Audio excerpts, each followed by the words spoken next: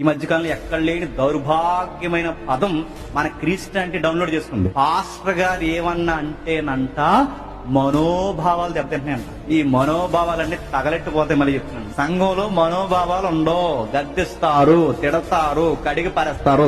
నువ్వు తిన్నమైన బట్టలు వేసుకురాకపోయినా నిలబెట్టి అవతల పొమ్మంటారు. ఇక్కడ నాకు మనోభావాలు, పౌర హక్కులు అంటే కుదరదు గాక కుదరదు.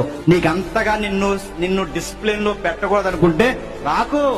నీ గద్దెంపు నచ్చకపోతే, లోబడనలేకపోతే పో. నిన్ను ఏం అనకూడదంటే పో. నీలాంటి డబ్బులు ఇస్తే నిన్ను పొగిడే సంఘాలు చాలా బయట ఉన్నాయి. నిన్ను నమ్మేసి కడిగేసి నరకానికి జడ్జాగా ఘరానాగా పంపించే చాలా మంది ఉన్నారు. అక్కడికి పో. సత్య సంబంధమైన సంఘం ఏదన్నా నీ ఇచ్చే కానుక కన్నా ముందు నిన్ను అడుగుతాది. నీ కానుక కాదు, ముందు నువ్వు బాగుండాలని ఖచ్చితంగా సత్యం అడిగిన ఏ సేవకుడైనా గాని పులిపేటపై నిలబడి ముఖం మీద ఏలెట్టి మరీ చెబుతాడు.